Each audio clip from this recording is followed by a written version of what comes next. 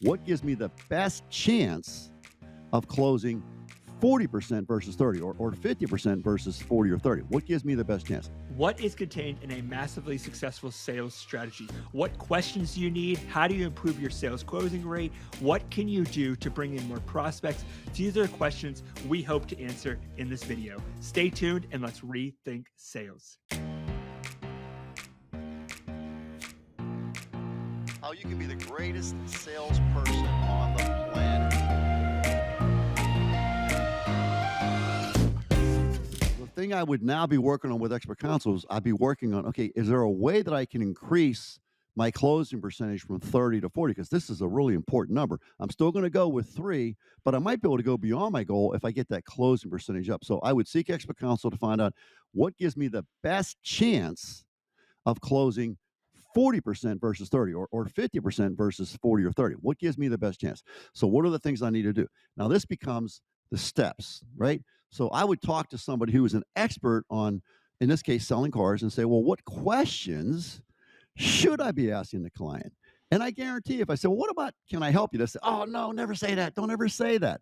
So from that, we had a series of questions and steps and processes a process centered around steps that we trained on at the Jim Shorkey Family Auto Group. Turned out that process for the totality of the organization, that process is what gave us the highest closure percentage and gave us the highest probability of hitting our goals as a company.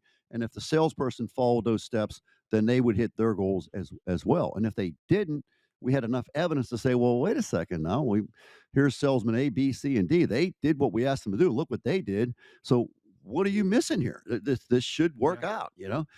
So the intentionality now becomes the steps, which is what I was trying to say earlier. It's not about the goal, it's about the steps. Jim Rohn said it's not the goal, it's what you become along the way. And so What an with that, interesting, yeah. yeah, I'm What an sorry. interest, Good.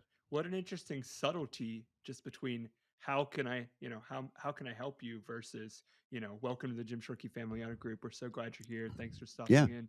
Like Yep. that Yep. doesn't seem like like if you think about it, it doesn't seem like a significant departure from the other, but then Oh you man, realize, no, oh, it's worlds apart, worlds right? apart. Not even close. It's You're starting off on a good foot versus a bad foot. And Mhm, so mhm, so back to answering your question, so the art of selling is not the art of talking, it's the art of listening. So this is the communication piece that you mentioned, right? mhm, So mhm, but if I'm going to communicate properly in a selling environment, does it make sense that I need to have a predetermined set of questions that I'm going to ask every single client that are proven to be the best questions that I can possibly ask based on expert counsel?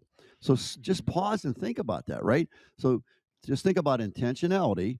So now I wake up in the morning and I'm making my adaptogenic coffee, and there's a very intentional aspect to that. But if I'm selling cars today, I can wake up and say, I've got my list of questions that I'm going to ask the client today. And I know I've got to get 3, eyeball to eyeball. So there's 2 mhm, aspects to that. Number 1, how am I going to get that number of 3? Look at my calendar and I've got 3 appointments. Okay, that's good. Now, the thing is, though, not everybody shows up for their appointments. So mhm, I need to be thinking about when I get to the dealership, I'm going to work on getting another appointment and maybe even 2, mhm, because more is could potentially be better, right? So I got to work on getting that number, even though I have 3 appointments, which is good. That's the 3 face to faces. I may have somebody get tied up, some kind of emergency, so I may be down to 2.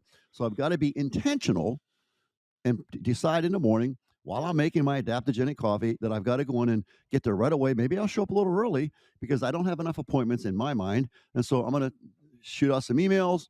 Obviously, I can't be calling people at 7:30 in the morning, but I'm going to shoot out some emails, shoot out some texts, whatever. Maybe do a live video on mhm, Facebook, letting people know that we got this great deal on a certain car, whatever the case may be. mhm, But I'm going to be intentional, right? And so, but at the same time, I'm thinking about the appointments, but I'm also thinking about what am I going to say to these folks? So I have my list and I have it very well rehearsed and very well memorized.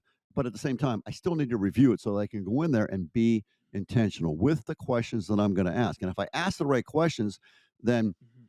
I have an opportunity to communicate the right message. So let's talk about specifically what it means to communicate, right? So Mhm. if you think about it, you have two eyes and you have two ears Mhm. and you have one mouth. And so, well, and I always say this, I know it's well north of this, but at least 50% of our communication as human beings is what is called nonverbal communication. So it's body language, it's the voice tonality, it's uh, the tone of our voice. Just it's all these things that are nonverbal. In other words, we're not talking. I realize when I just said the tonality, but that Mhm. I can say something with a certain level of tone that comes across as you're a total jerk, or Mhm. something that says you're the greatest gal ever. And so Mhm. how we say things is very, very important, and this is nonverbal. So, what's our body language? What are our facial expressions?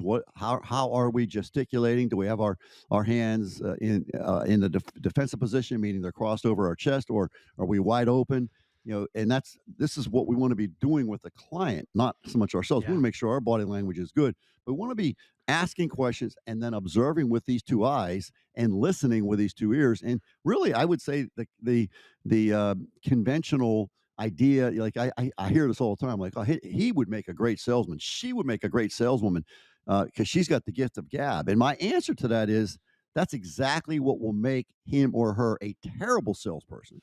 Okay, Mm. it's not the gift of gab, it's the gift of listening. Okay, and Mhm. so I have to be very intentional in my effort to listen, to the point of almost biting my lip. An example of bad communication, to address that, would be I asked somebody a question, they proceed to answer the question, and I'm preparing my response while they're answering that question, and Mhm.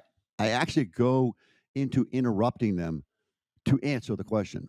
And let me tell you something, people hate that. Mhm. People hate that. So when I interrupt somebody, I've just given myself a lower probability of selling a car today, or a house, or whatever it is that we're selling.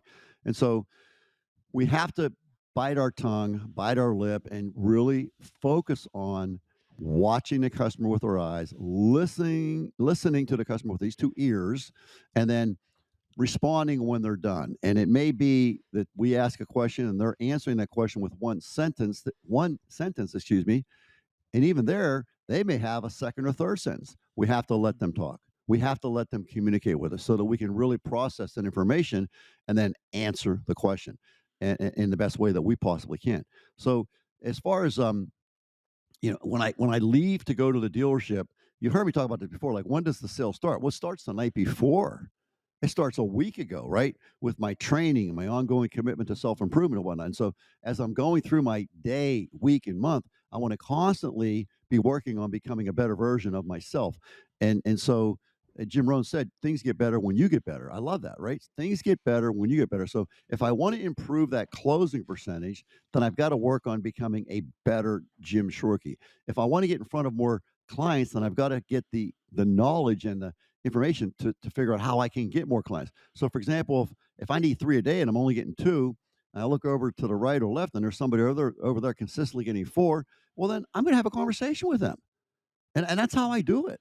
And maybe that person won't talk to me because we're competing for the grand prize, whatever. So I'll find somebody someplace else. There's other dealerships out there. I'll find somebody, or I'll just do a Google search or do a YouTube search. How do I increase my closing percentage? And there's so many gems in those conversations that geez, Mhm. that's a good idea. Let me put that in, and all of a sudden that closing percentage goes up, and I also and bringing in more clients. So imagine this. Imagine if we could take that closing percentage from 30 to 40% and take that daily customer interaction, flesh to flesh, from 3 to 4. So if you think about it, I was closing 30% of three, which would be, let's say, one car.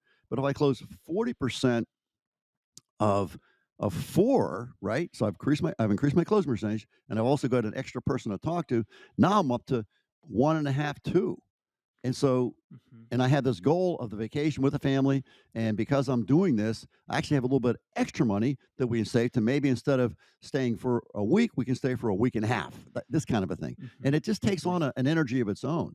And so I think that in order to be intentional, which was my first question I asked of you, it's Mhm. so important that we have a goal, that we have a reason why that makes us cry. We have an anti-goal and a reason why not that makes us cry. We have expert counsel to give us the steps, and then we become very intentional around those steps. And if those steps are the right steps, the goal, I'm here to tell you, the goal is a done deal. It's a done deal because we have the steps. And if the steps don't seem to be working, we just stick with the loop of, okay, I'm not getting there as fast as I want to.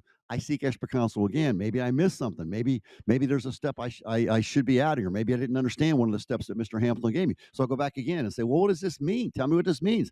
Oh, geez, I see now. No wonder it wasn't working. I wasn't doing it that way. I was doing it this way. Make that a little bit of an adjustment. Go back to work. Oh my goodness. Yeah, I got that closing percentage to 35. I got Mhm. instead of three, I got 3.25 customers per day this week, right? And so Mhm. that 3.25 works out to be an extra one or two customers. And it seems like it's not that big of a deal, but take one or two customers per month, right? I'm Mhm. sorry, per week over the course of a month. Let's just say four. And if I close again at that 30%, I just picked up an extra car. And do you see how much closer I am to the goal of that vacation? Do you see where I'm going with this? Yeah.